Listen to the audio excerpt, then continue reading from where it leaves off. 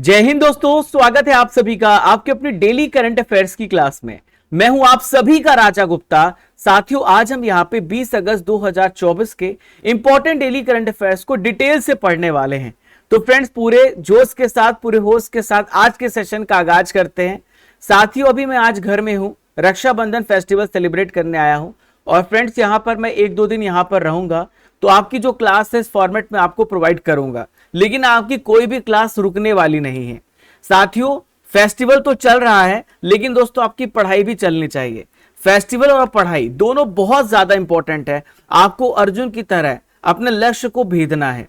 दोस्तों, आज जो आप क्लास देख रहे हैं 991 नंबर की क्लास देख रहे हैं। करंट अफेयर, स्टैटिक जीके दोनों हम प्रोवाइड करते हैं। आपको जो क्लास मिलती है वो हिंदी इंग्लिश दोनों मीडियम में प्रोवाइड करते हैं भारत की सभी परीक्षाओं के लिए।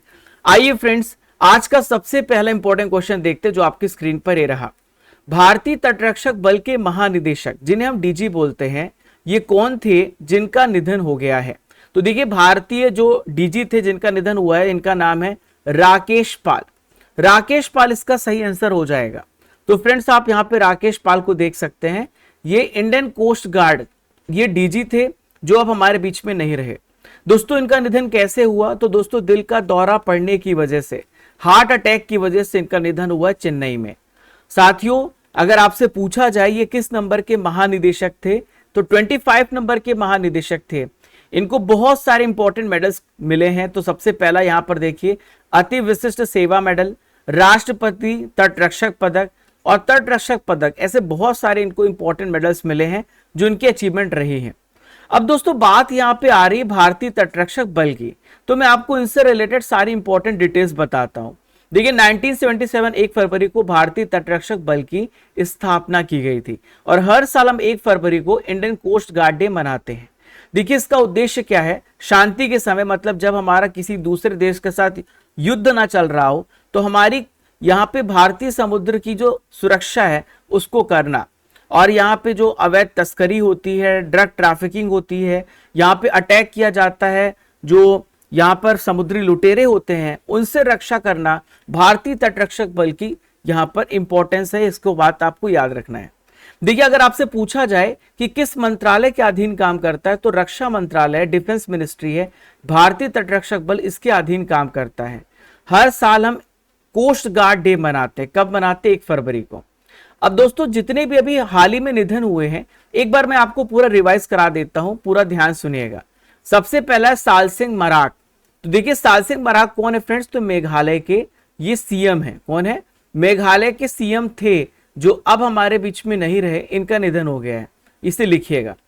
आर.एन. अग्रवाल की हम बात करें तो इनको अग्नि मैन के नाम से जाना जाता है, अग्नि मैन के नाम से, क्योंकि अग्नि मिसाइल का डेवलपमेंट आर.एन. अग्रवाल जी ने किया है। देखिए, नेक्स्ट है फ्रेंड्स नटवर सिंह। तो भारत के विदेश मंत्री थे ये, जब मनमोहन सिंह देश के जो प्रधानमंत्री थे उनकी सरकार थी। ये फॉरेन मिनिस्टर थे। फिर है सुंग दाओ।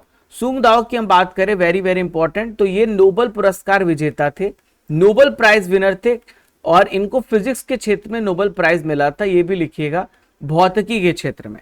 शोभना रानाडे, ये गांधीयन प्रिंसिपल को फॉलो करती थी और इनका हाल ही में निधन हुआ है। करंट अफेयर्स में मैंने आपको पढ़ाया है। देखिए, प्रभात झा की हम बात करें तो एमपी के सीनियर लीडर थे, मध्य प्रदेश के दिग्गज नेता थे। बुद्धदेव भट्टाचार्य, तो फ्रेंड्स आप सभी कमेंट बॉक्स पे आंसर दीजिए, पश्चिम बंगाल के पहले सीएम थे ये, अब इनका निधन हो चुका है। यामिनी कृष्णमूर्ति, इनका संबंध जो था वो भरतनाट्यम से था। भरतनाट्यम क्लासिकल डांस है, आपको मैंने पढ़ाया था। कहाँ का? तमिलनाडु राज्य का। अंशुमान गायकवाड़ का संबंध क्रिकेट से था। किससे था? ये क्रिकेटर थे। चलिए फ्रेंड्स, आइए देखते हैं सेकंड इंपॉर्टेंट क्वेश्चन, यहां पर आपकी स्क्रीन पर ये रहा। मान्याचिवाड़ी किस राज्य का सबसे पहला सौर गांव बना है? Manyachiwadi has become the first solar village of which one of the following state? तो मान्याचिवाड़ी महाराष्ट्र राज्य का पहला सोलर गांव बना है। इसका क्या मतलब फ्रेंड्स? सौर सिटी का मतलब ये होता है कि एक ऐसा गांव जहां पर हर घरों में यहाँ पे जो बिजली का कंजप्शन हो रहा है वो सौर ऊर्जा से बनी हुई बिजली से हो रहा है। ठीक है, तो दोस्तों यहाँ पर आप देख सकते हैं एकनाथ शिंदे, जो कि महाराष्ट्र के सीएम है, इन्होंने इसकी घोषणा करी है और इसका उद्घाटन किया है। देखिए, महाराष्ट्र में 70 से ज्यादा ऐसे यहाँ पर गांव हैं जहां पर ये परियोजना चलाई जा रही है, यहाँ पे सोलर पैनल्स लगाए जा रहे हैं और अगले 1.5 साल में राज्य का टारगेट है कि सोलर एनर्जी को 12,000 मेगावाट यहां तक बिजली पैदा करने तक कैपेसिटी पे लेके जाना। फ्रेंड्स, परीक्षा संजीवनी में इंपॉर्टेंट फैक्ट्स को डिस्कस करेंगे जो कि सोलर एनर्जी से रिलेटेड है, जो आपके एग्जाम में पूछे जा सकते हैं। आइए जानते हैं। अगर मैं आपसे पूछूं कि कौन सा यहाँ पे कंट्री है जो इंटरनेशनल सोलर अलियांस में 99 नंबर का मेंबर बना है, तो फ्रेंड्स ये कंट्री है स्पेन। अगर आपसे पूछा जाए कि एमपी का सबसे पहला सौर ऊर्जा संचालित शहर कौन सा है, तो फ्रेंड्स ये सांची है, जो कि रायसेन में है। नेक्स्ट क्वेश्चन, अगर आपसे पूछूं कि भारत का सबसे बड़ा बैटरी एनर्जी स्टोरेज प्लांट जो कि सोलर एनर्जी से बना सोलर एनर्जी प्लांट है, ये कहां पे बनाया गया है, तो छत्तीसगढ़ के राजनांदगांव में बनाया गया, आप यहां पर देख सकते हैं। आइए फ्रेंड्स देखते हैं क्वेश्चन नंबर 3 आप सभी के स्क्रीन पर। हाल ही में भारत ने किस देश को 1400 किलोग्राम कैंसर रोधी दवाएं भेजी हैं, यानी इंडिया ने किस देश को यहाँ पे एंटी कैंसर ड्रग्स भेजा है, तो फ्रेंड्स सीरिया में कैंसर के मामले लगातार बढ़ रहे थे और इसी को देखते हुए भारत ने यहाँ पे सीरिया में 1400 केजी कैंसर से बचने के लिए दवाएं भेजी हैं। आप यहाँ पर ये देख सकते हैं, इस इमेज से आप समझ सकते हैं कि भारत ने 1400 किलोग्राम कैंसर रोधी दवाओं की एक पूरी खेप भेजी है, एक कंसाइनमेंट भेजा है। दोस्तों यहाँ पर आप ये इमेज देख सकते हैं, ये सीरिया की सबसे पहली महिला यहाँ पे है, इनका नाम है अस्मा असद। इनको बीमारी थी ल्यूकेमिया, जिसे हम ब्लड कैंसर के रूप में जानते हैं। हाल ही में मई में डिटेक्ट हुआ और इसकी बात हमें पता चली। तो देखिए इतने बड़े पद पर है ये आसीन, ये कैंसर को क्योर नहीं कर पा रही हैं। तो फ्रेंड्स भारत यहाँ पे सीरिया की मदद करना चाहता है। अब देखिए ल्यूकेमिया होता क्या है, मैं आपको समझाता हूँ। ल्यूकीमिया को सरल भाषा में खून का कैंसर कहते हैं। ये खून और बोन मैरो, हड्डी के अंदर जहां पे खून बनता है, ये वहां पे कैंसर हो जाता है। ब्लड में मौजूद जो WBC होता है वही क्या करता है, हमारे अदर सेल्स को मारना स्टार्ट कर देता है और इसकी वजह से ब्लड कैंसर होता है। अब देखिए फ्रेंड्स बात यहाँ पे सीरिया की आई है, तो सीरिया कहाँ पे लोकेटेड है, आइए जानते हैं। तो आप यहाँ पे मैप में सीरिया को देख सकते हैं। सीरिया के आप ईस्ट में इराक देखेंगे, आप वेस्ट में यहाँ पे इजराइल देखेंगे। तो इजराइल और इराक के बीच में सीरिया है। देखिए अगर आपसे पूछा जाए इसकी कैपिटल क्या है, तो फ्रेंड्स इसकी कैपिटल है दमिश्क और इसके प्रेसिडेंट कौन है, बशर अल असद हैं। और यहाँ पे जो करेंसी यूज होती है वो सीरियाई पाउंड है।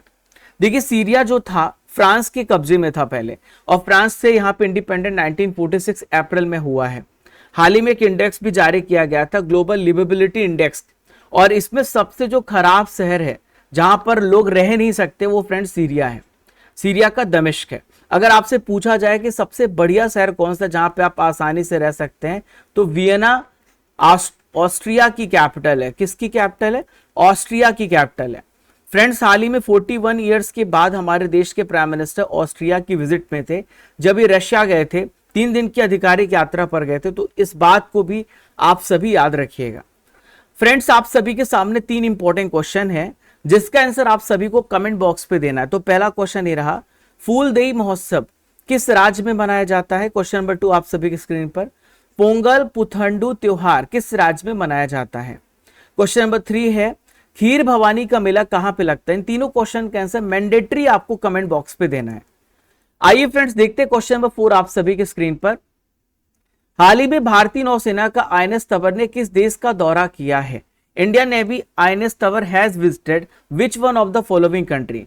तो फ्रेंड्स इसका राइट आंसर डेनमार्क होगा। अभी कुछ ही दिन पहले हमने इसको रशिया में भेजा था, अब रशिया के बाद ये डेनमार्क यहाँ पे पहुंचा है। करंट अफेयर्स में पूछा जा सकता है। तो आप INS तंवर को आप यहाँ पे इमेज के माध्यम से देख सकते हैं।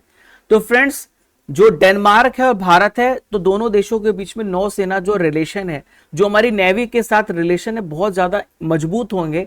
INS तंवर को हमने भेजा है एसबर्ज डेनमार्क में भेजा है दौरा करने के लिए। ठीक है, दोनों देशों के बीच में यहाँ पे द्विपक्षीय बातचीत भी होगी, कल्चरल एक्सचेंज होगा। इस यात्रा का ये इंपॉर्टेंस है।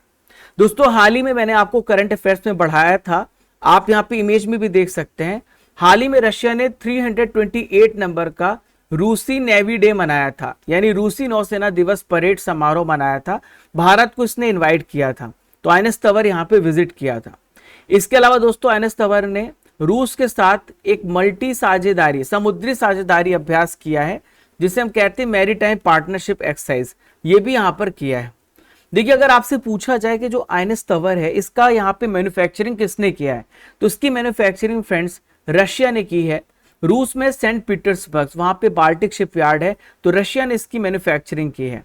और 2004 में भारतीय नौसेना में इंडक्ट किया गया, ये शामिल किया गया है। बात यहाँ पे डेनमार्क की आ रही, तो डेनमार्क को देख लेते हैं। तो डेनमार्क कहाँ पर है, तो आप यहाँ पे डेनमार्क देख सकते हैं ऑरेंज कलर में, आप यहाँ पे देखिए। यहाँ पे स्वीडन है, ऊपर नॉर्वे है, यहाँ पे आपको जर्मनी देखने को मिलेगा। डेनमार्क की कैपिटल है कोपेनहेगन। और यहाँ के सम्राट कौन है फ्रेंड्स, ये है फ्रेडरिक एक्स। यहाँ के प्राइम मिनिस्टर मेटे फ्रेडरिक्सन है। अगर आपसे पूछा जाए करेंसी कौन सी यूज होती है, तो डेनिस क्रॉन है। दोस्तों यहाँ पर आप स्टडी कर एप्लीकेशन को आप देख सकते हैं। स्टडी कर एप्लीकेशन एक बहुत ही हेल्पफुल प्लेटफॉर्म है जो आपको गूगल प्ले स्टोर से मिलेगा। इस क्लास की जो पीडीएफ है आपको डेली करंट अफेयर्स की यहाँ पर मिलेगी। और साथियों बहुत सारे इंपॉर्टेंट ई बुक्स हैं जो मंथ वाइज आपके लिए प्रकाशित की जाती हैं, हिंदी इंग्लिश दोनों मीडियम में। Topic wise marathon class, yearly, half yearly PDF, GK GS में जो हिंदी इंग्लिश मीडियम की ई बुक्स हैं वो भी अवेलेबल है। आप टेस्ट सीरीज में जाओगे तो टेस्ट सीरीज में आप यहाँ पे हर मंथ का टेस्ट दे सकते हो, मंथली करंट अफेयर्स का। अगर आप रैंडम देना चाहते हो तो मॉक टेस्ट दे सकते हैं। दोस्तों टॉप 500 एमसीक्यू के साथ 8 महीने की करंट अफेयर्स की ई बुक है जो हमने लॉन्च की है। डेली यहाँ पे टेस्ट भी जो होता है ना, तो डेली करंट अफेयर्स का टेस्ट होता है, इसके रिजल्ट हमारे पास हैं। मयंक ने टॉप किया, हरीश सेकंड, पंकज थर्ड, आदित्य यहाँ पे 4th रैंक पे है, फुलवाती 5th है, शेखर 6th है, मोहित 7th, Amit 8th, 9th Dinu और 10th यहाँ पे अनीता रावत है। दोस्तों यहाँ पे टेस्ट पास को आप देख सकते हैं। तो टेस्ट पास एक ऐसा प्लेटफॉर्म है जहां पर आपको अनलिमिटेड 3000 प्लस टेस्ट मिलते हैं 39 रुपीज में और 1 साल की वैलिडिटी के साथ। दोस्तों Raja Gupta current affair Telegram channel को ज्वाइन कर लीजिएगा ताकि आपको रेगुलर अपडेट्स मिलते रहें।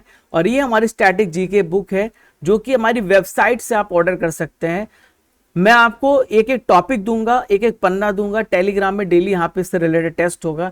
टोटल 81 चैप्टर हैं, पॉलिटी, हिस्ट्री, ज्योग्राफी, फिजिक्स और जितने भी आपके इंपॉर्टेंट मिसलेनियस सारे टॉपिक्स हमने यहाँ पे कवर किए। आप इसे घर तक ऑर्डर कर सकते हैं हिंदी इंग्लिश, इसका लिंक आपको डिस्क्रिप्शन बॉक्स में है। आइए फ्रेंड्स देखते हैं क्वेश्चन नंबर 5 आपकी स्क्रीन पर। 5वां प्रश्न आपकी स्क्रीन पर यहाँ पे ये रहा। वेस्टर्न इंडिया बिलियर्ड्स फाइनल किसने जीता है? Who has won the western India billiards final? तो वेस्टर्न इंडिया बिलियर्ड्स फाइनल को पंकज आडवाणी ने जीता है। किसने जीता है? पंकज आडवाणी। आप यहाँ पे पंकज आडवाणी को देख सकते हैं, ये बिलियर्ड्स और स्नूकर्स प्लेयर हैं। तो साथियों पंकज आडवाणी ने एस कृष्ण को हराया है। मुंबई में वेस्टर्न इंडिया बिलियर्ड्स और स्नूकर चैंपियनशिप हुआ था और इसको अपने नाम यहाँ पे कर लिया है।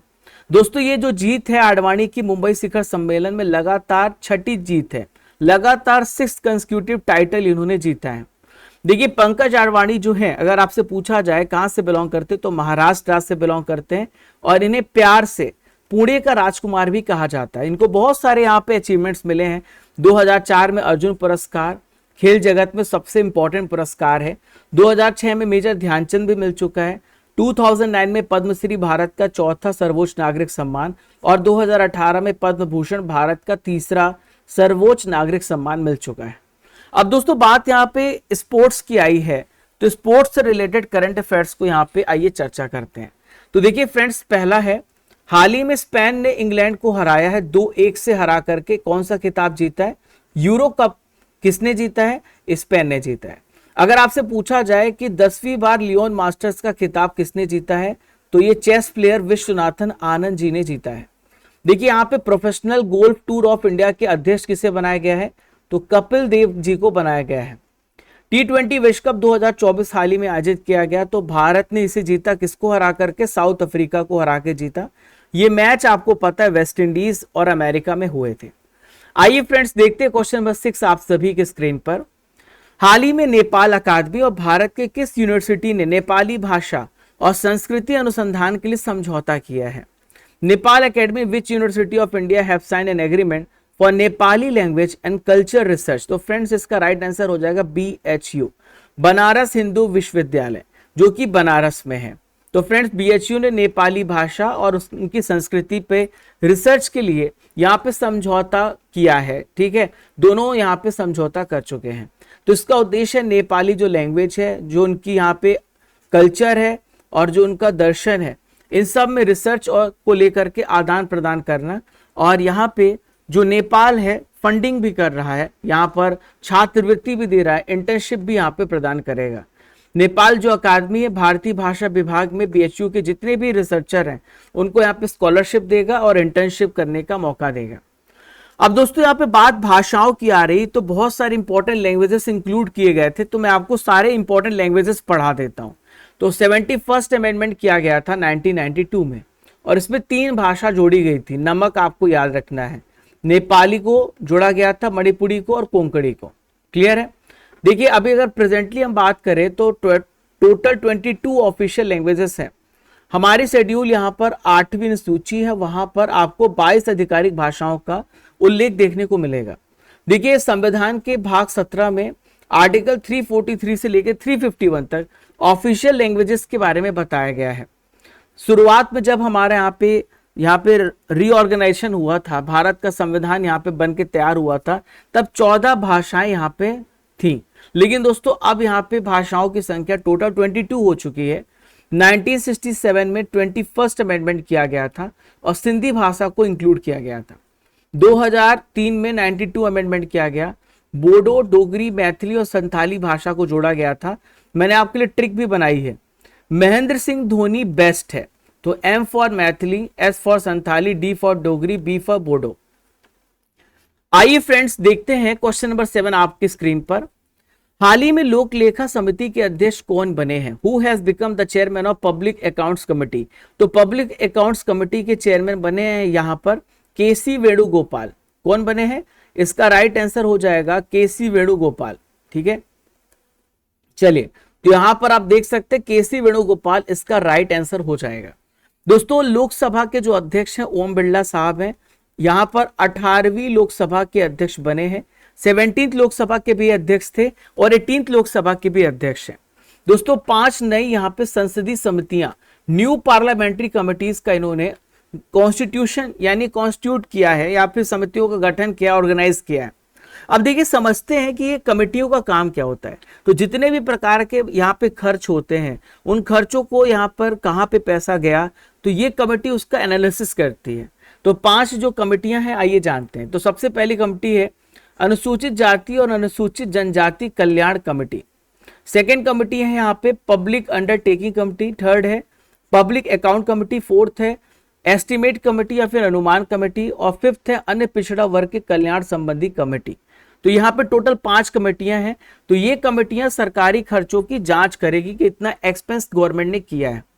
देखिए यहाँ पर देखिएगा जो पीएसी है ये बहुत इंपॉर्टेंट हो जाता है। पीएसी सबसे इंपॉर्टेंट है जो कि यहाँ पे गवर्नमेंट की जांच करता है।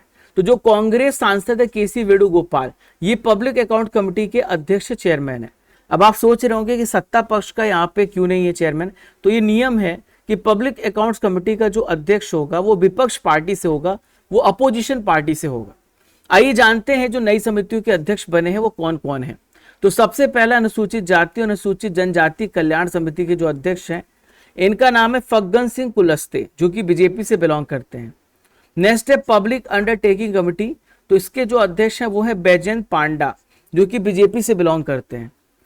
पब्लिक अकाउंट्स कमेटी के बारे में मैंने आपको पढ़ाया है।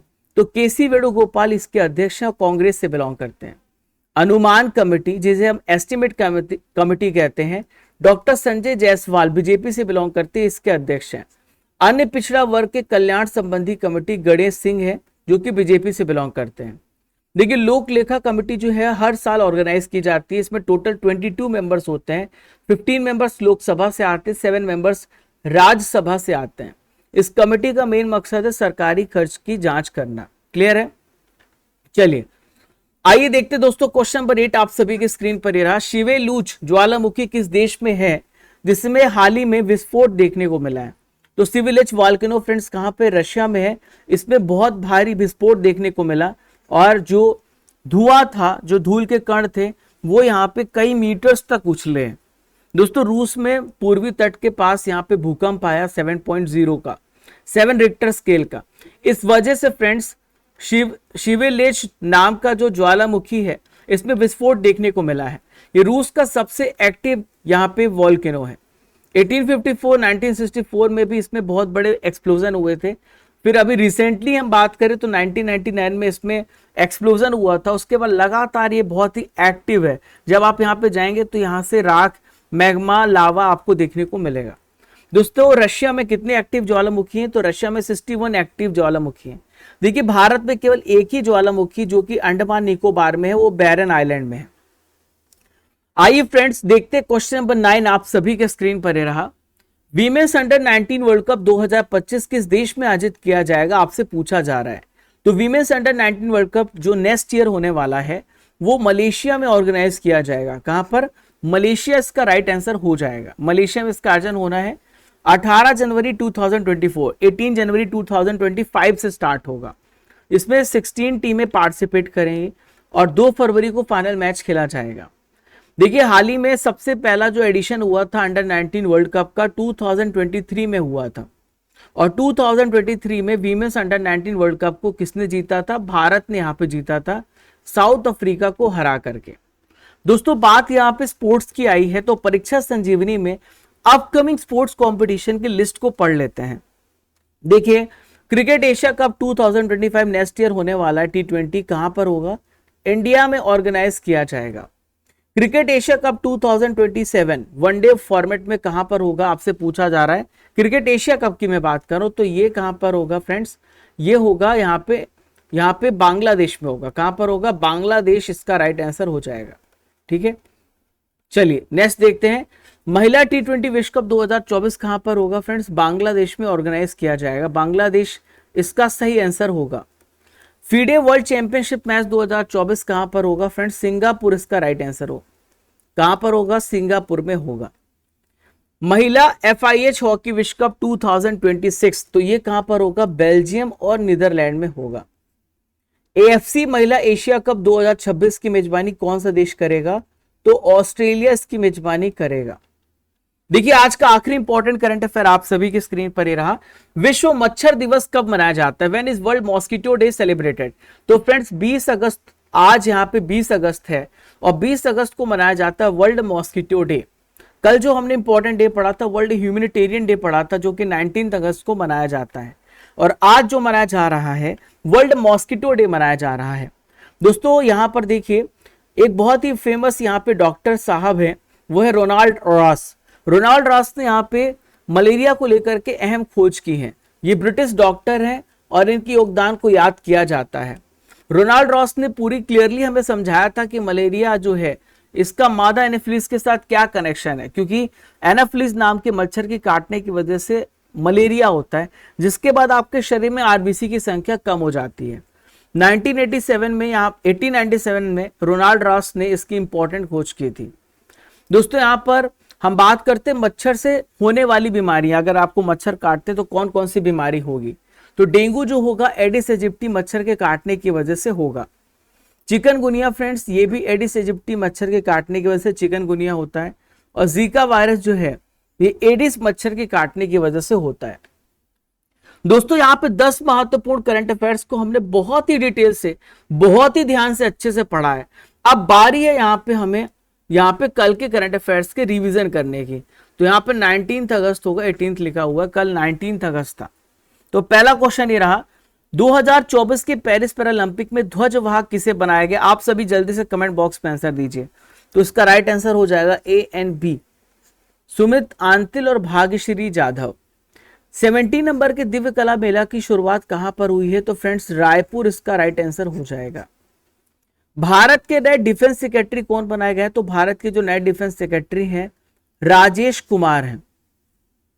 मुख्यमंत्री युवा उद्यम विकास योजना किस राज्य में शुरू की गई है?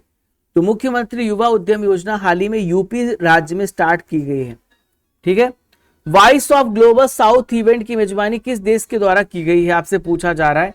तो भारत के द्वारा इसकी मेजबानी की गई है। देखिए फ्रेंड्स नेक्स्ट इंपॉर्टेंट क्वेश्चन ये रहा, हाल ही में किस देश ने अपने देश के नागरिकों को देश छोड़ने के लिए ऑफर किया है? तो फ्रेंड्स यहाँ पे स्वीडन इसका राइट आंसर हो जाएगा। नेक्स्ट क्वेश्चन ये रहा, विदेश और कपड़ा राज्य मंत्री पवित्रा मार्गरिटा कितने देशों की आधिकारिक यात्रा पर है? तो ये 5 देशों की आधिकारिक यात्रा पर है। हाल ही में स्टारबक्स के CEO कौन बने हैं? तो स्टारबक्स के CEO है फ्रेंड्स ब्रायन निकोल। क्या नाम है? Brian Nicole. दादर, पनवेल, कांदीवली और दहिसर रेलवे स्टेशन को अमृत भारत स्टेशन योजना में इंक्लूड किया गया है। यह योजना कब शुरू की गई? तो फ्रेंड्स 2023 में इस स्कीम को स्टार्ट किया गया। हाल ही में किस दिन को विश्व मानवतावादी दिवस के रूप में मनाया जाता है? तो फ्रेंड्स 19 अगस्त को हम मनाते हैं विश्व मानवतावादी दिवस। दोस्तों आपने 20 अगस्त के करंट अफेयर्स को बहुत ध्यान से पढ़ा है। अब मैं आपका टेस्ट लेने वाला हूं, तो आप सभी टेस्ट के लिए तैयार रहिएगा। भारतीय तटरक्षक दिवस कब मनाया जाता है? तो हमने पढ़ा 1 फरवरी को मनाया जाता है। अंशुमान गायकवाड़ कौन थे जिनका हाल ही में निधन हो गया है?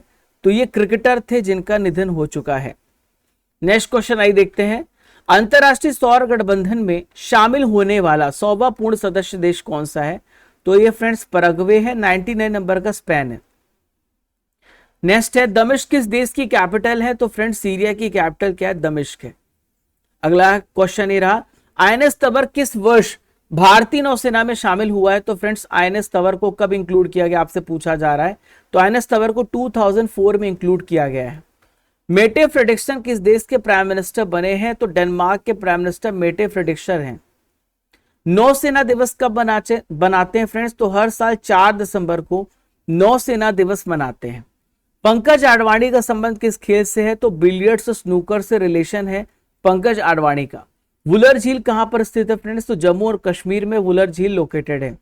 आज का आखिरी इंपॉर्टेंट क्वेश्चन, लोक लेखा समिति में कितने सदस्य होते हैं? How many members are there in public accounts committee? तो 22 मेंबर्स होते हैं। राज्यसभा के 7 मेंबर, लोकसभा के 15 मेंबर्स, और इसका जो प्रेसिडेंट होता है वो लीडर ऑफ या लोकसभा का जो विपक्ष का नेता होता है वो बनाया जाता है। आपके लिए सवाल है, भारत ने किस देश को 1400 किलोग्राम कैंसर रोधी दवाएं भेजी हैं? इसका आंसर आपको मुझे कमेंट बॉक्स पे देना है। तो चलिए फ्रेंड्स, मिलते हैं नेक्स्ट इंपॉर्टेंट सेशन के साथ। तब तक के लिए जय हिंद, जय भारत, खुश रहिए, मुस्कुराते रहिए।